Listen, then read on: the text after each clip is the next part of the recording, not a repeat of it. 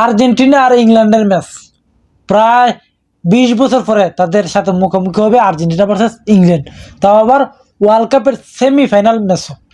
তো সেই ম্যাচে আর্জেন্টিনা ফেভারিট নাকি তোমার ইংল্যান্ড? মেসির কারণে আর্জেন্টিনা ফেভারিট ইংল্যান্ডের সাথে, কিন্তু ইংল্যান্ডের সাথে জিততে হলে আর্জেন্টিনা কী কী করা লাগবে? বিশেষ করে তাদের জুড বেলিংহাম, হ্যারি কেন, সাকা এই তিনটা প্লেয়ারে মার্ক কইরা আর্জেন্টিনার ডিফেন্ডারে বিশেষ করে চেক দিয়ে আটকাইতে হবে। যদি তিনটা প্লেয়ারে যদি আটকাইতে না পারে তাহলে কিন্তু আর্জেন্টিনা জেতার সম্ভাবনাটা নাই। কারণ এই তিনটা প্লেয়ার ইংল্যান্ডের যে মারাত্মক। রাইট উইঙ্গে গেলে তোমার সাকা, তোমার স্ট্রাইকার হিসাবে আছে তোমার হ্যারি কেন, মিডফিল্ড হিসাবে আছে জুড বেলিংহাম, আর রাইট উইঙ্গার হিসাবে আছে রাশফোর্ড। ওই 4-5টা প্লেয়ার যেভাবে ম্যাচটা কন্ট্রোল করে লয়ে যাইতেছে সামনের দিকে গিয়ে, এই বিশেষ করে জুড বেলিংহাম, সাকা আর হ্যারি কেন এই তিনটা যদি মার্ক করে রাখতে পারে আর্জেন্টিনা, তাহলে আর্জেন্টিনা জেতা সম্ভব। দেখো আর না গেলে এবার আর্জেন্টিনা মিডফিল্ডার্সও কিন্তু ইংল্যান্ডের মিডফিল্ডার মানে মারাত্মক, মানে খুব ভালো। তুমি দেখো তাদের কে কে আছে, গর্ডওয়ান, রাইস, জুড বেলিংহাম এই তিনটা মিডফিল্ডার আছে। এই তিনটা মিডফিল্ডার মানে হিসাবের বাইরে, তারা ওয়ার্ল্ড ক্লাস। এই তিনটা মিডফিল্ডার ওয়ার্ল্ড ক্লাস। তো এই তিনটা মিডফিল্ডার যদি পুরো মিড কন্ট্রোল লইলায় তাহলে কিন্তু আর্জেন্টিনার কপালে দুঃখ আছে। কারণ এখান থেকে যে সময় বল চাপলাই হইব, সামনে কে আছে ফিনিশিংও, Harry Kane, Saka, Rashford, is, মানে তারা যে সময় নামবো তুমি হিসাব বুঝুনি যে যেই লেভেলে অ্যাটাক করে যাবে হিসাবের বাইরে যদি মিডফিল্ড কন্ট্রোল নেয় ইংল্যান্ড। তবু যদি এবার এই মিডফিল্ড আবার আর্জেন্টিনা কন্ট্রোল নেয় করতে হলে কিন্তু তুমি দেখবাই ইংল্যান্ড পিছিয়ে পড়ে গেছে। নরওয়ের সাথে ম্যাচটা যদি দেখে থাকে তাহলে বুঝতে পারবে নরওয়ের সাথে এই ইংল্যান্ড যে মিডফিল্ড যেভাবে কন্ট্রোল লইছে তো হয় নরওয়ে, ইংল্যান্ডে কিন্তু ম্যাচ হারাই লিছে। হ্যারি কেনে পারফরমেন্স করতে পারছে না, সাকায় পারফরমেন্স করতে পারছে না, এক জুড বেলিংহামের কারণে দুইটা গোল দিয়া ম্যাচটা জিতছে। আর না গেলে ইজি ম্যাচ তারা হাইরে যায় নরওয়ের সাথেই, কারণ মিডফিল্ডার তোমার কন্ট্রোল লিছে নরওয়ে। তো সেইভাবে যদি আর্জেন্টিনা খেলতে চায় তাহলে মিডফিল্ডের কন্ট্রোল করতে হবে। মিডফিল্ডার আর্জেন্টিনার কে খেলবে? Mac Allister, Lisandro Perez, Enzo Fernandez, এই তিনজন যদি ঠিকঠাক মতন মিডটা কন্ট্রোল করতে পারে তাহলে ইংল্যান্ডে হারানি অত কষ্ট হবে না আর্জেন্টিনার, এত কষ্ট হবে না। আর বিশেষ করে এই ম্যাচও রদ্রিগো ডেপোলা বদলা নিকো পাজরে দেখতে চাই, নিকো পাজরে। কারণ এই নিকো পাজ যে স্টাইলে খেলে মিডফিল্ডার হিসাবে একজন ভালোভাবে খেলতে পারে, রদ্রিগো ডেপোলার চেয়ে 1000 গুণ ভালো সার্ভিস দিবে তোমার নিকো পাজ, 1000 গুণে। আর যদি এই ম্যাচ নিকো পাজর নামায় না, বার্কর নামায় না, বা তোমার সিমিওনের কেউ যদি নামায় না, তাহলে ম্যাচটা গত ম্যাচের মতন সুইজারল্যান্ডের সাথে দেখবাই যে আমরা এক্সট্রা টাইমে খেলা গেছি, নাহলে রেগুলার টাইমেই আমরা ম্যাচ হাইরা গেছি ইংল্যান্ডের সাথে। কারণ সুইজারল্যান্ডের সাথেও তুমি ম্যাচটা তুমি দেখলে বুঝতে পারবাই যে আমরা সুইজারল্যান্ড আমাদেরকে 10 জন লইয়া যেভাবে আমাদের সাথে খেলছে, চাইটা ধরছে, যদি সেমভাবে আমরা ইংল্যান্ডের সাথে খেলি সেম একাদশ লইয়া, তাহলে কিন্তু আমরা ইংল্যান্ডের সাথে জিততে পারবো না।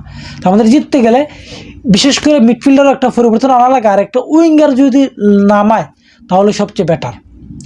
উইং দুইরা তো খেলে আর্জেন্টিনায় তাহলে জেতার সম্ভাবনাটা বেশি। কারণ উইং দুইরা কোনো ম্যাচও আজ পর্যন্ত থেকে ওই ওয়ার্ল্ড কাপে খেলতেছে না, যেটা কেন সেটা আমি জানতে পারতেছি না, বুঝতে পারতেছি না। এটা কোনো চমক নাকি আর্জেন্টিনা উইং ধরে খেলতে পারতেছে না, সেটাই। যদি উইং ধরে খেলে তুমি দেখো প্রত্যেকটা ম্যাচও উইঙ্গার যে কোনো সময় নামার সাথে সাথে কিন্তু অপোজিশন পার্টিরা বাড়াইলে একটা প্রেশারও পালায় কিন্তু আর্জেন্টিনা। মিশরের সাথে ম্যাচটাতে দেখছো, এবার তোমার সুইজারল্যান্ডের সাথে ম্যাচও দেখছো যে করে লাস্ট টাইম যে সময় উইঙ্গার লামছে 1-2টা পুরা তুকার কিনলেও টপাটপ 2 গোল দিয়ে ম্যাচ জিতে গেছে। তো উইঙ্গার যেন কেন নামায় না সেটা হয়তো আমাদের জানা নাই, স্কুলানেই সবচেয়ে ভালো বুঝে।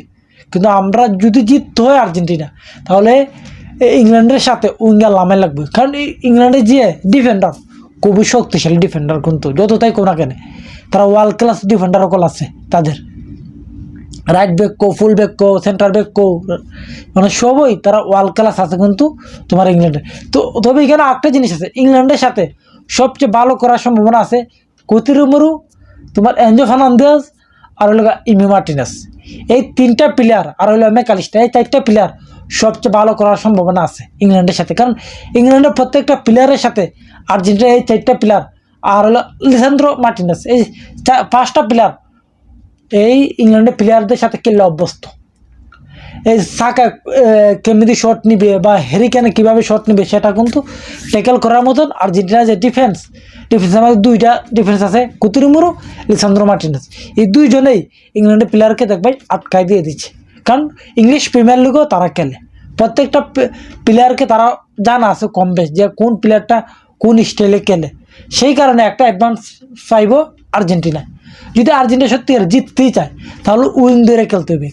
কেন উইং ধরে খেলে না সেটা জানি না, কিন্তু উইং ধরে যদি খেলতে পারে আর যদি মিডফিল্ডে কন্ট্রোল লইতে পারে ওর সাথে ইংল্যান্ডের সাথে, তাহলে আর্জেন্টিনা জেতার সম্ভাবনাটাই বেশি। যদি আবার ইংল্যান্ড মিডফিল্ড কন্ট্রোল লইলে তাহলে তাদের ফিনিশার কিন্তু মারাত্মক। কারণ মিডফিল্ডে বল যাইব, গোল মিশিব, গোল মিশিব না। কারণ গোল টেকার আছে কি হ্যারিকেন, সাকা, ইজ মানে রাশফুড, হ্যাঁ তারা পায়ে বল গেলে তুমি টার পাও যে গোল মিস হবে না।